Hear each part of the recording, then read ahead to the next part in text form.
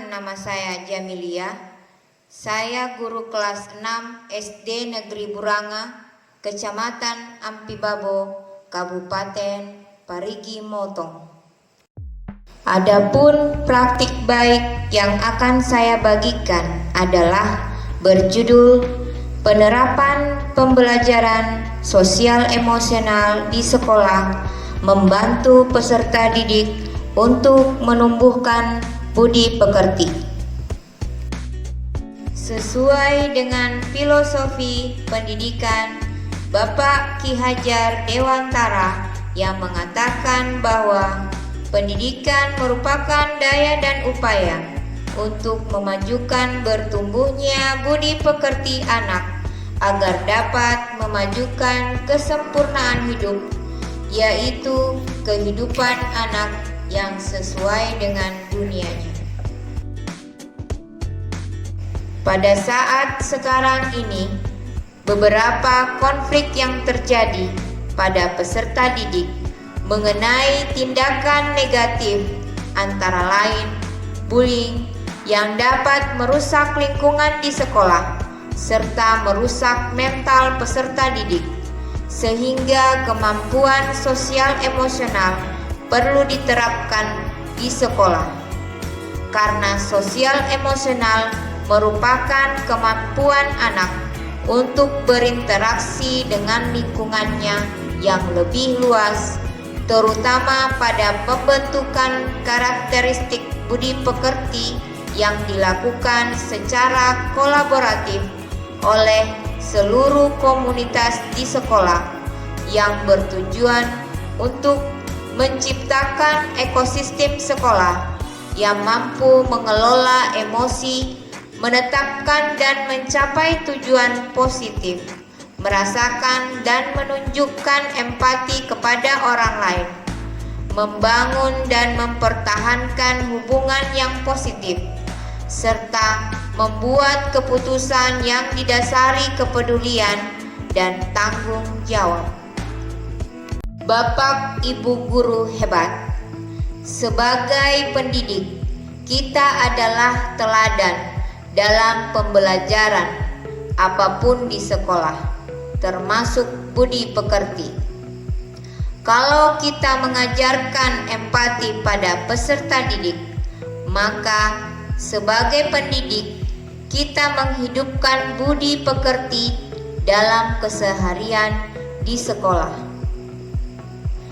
Adapun tantangan yang dihadapi dalam menerapkan praktik baik ini adalah yang pertama, bagaimana cara saya untuk menyiapkan dan merancang pembelajaran sosial emosional di sekolah.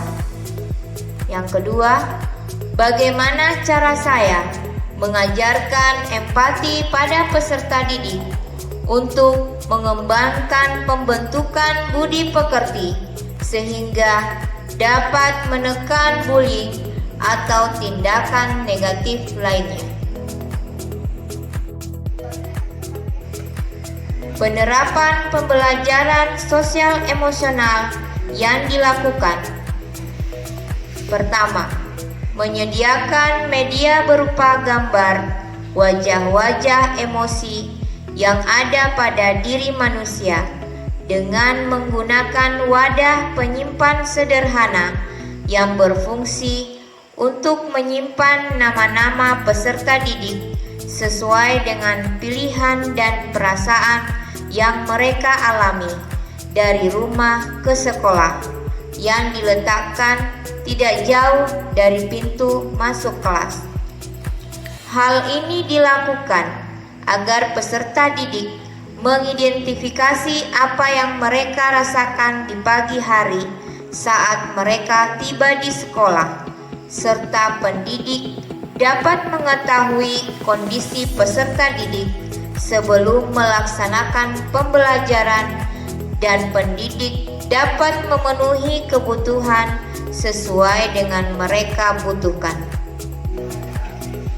Asesmen non-kognitif ini berisi pertanyaan atau menyebutkan jawaban secara langsung yang ditujukan kepada peserta didik, berupa pertanyaan berkenan dengan keadaan yang mereka alami di sekolah, berupa perasaan dan alasan, sehingga mengisi pilihan jawaban sesuai perasaan mereka, atau berbagi cerita dengan guru dan teman-teman tentang hal-hal di luar pembelajaran yang sedang menarik minat mereka.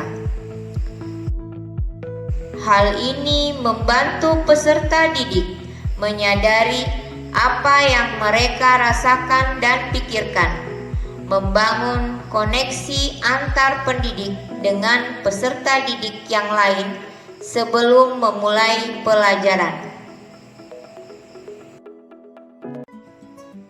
2. Peserta didik dilatih mengelola emosi dan fokus yang bertujuan memberikan kesempatan pada peserta didik untuk berlatih mengenali dirinya, mengambil jeda, dan bersikap terbuka di tengah-tengah pembelajaran sebelum kegiatan pembelajaran selanjutnya.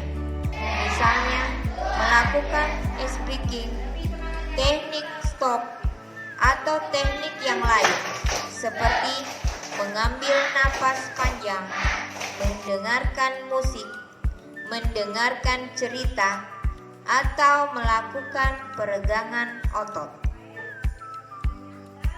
Hal ini dapat membantu melepaskan tegangan, meredakan stres, membuat tubuh berada dalam proses istirahat.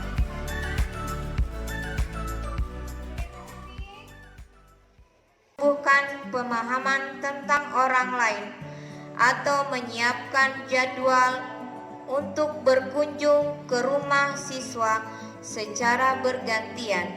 Setelah itu, memberikan pertanyaan tentang perasaan dalam hal apa yang mesti dilakukan untuk menolong teman yang mengalami kesusahan.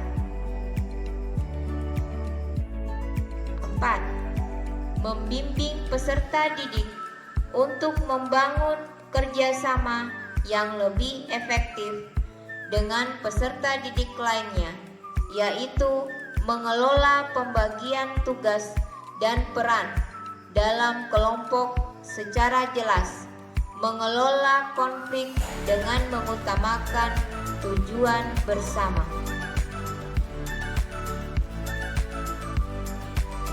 5. Memberikan pemahaman pada peserta didik bahwa selalu ada pilihan dalam berbagai situasi, keterampilan untuk memikirkan berbagai alternatif pilihan, yaitu mengevaluasi situasi, menganalisis alternatif pilihan, dan mempertimbangkan konsekuensinya. Bapak Ibu guru hebat, demikian penjelasan dan aksi nyata yang saya lakukan sebagai seorang pendidik dalam penerapan pembelajaran sosial emosional di sekolah, membantu peserta didik untuk menumbuhkan budi pekerti.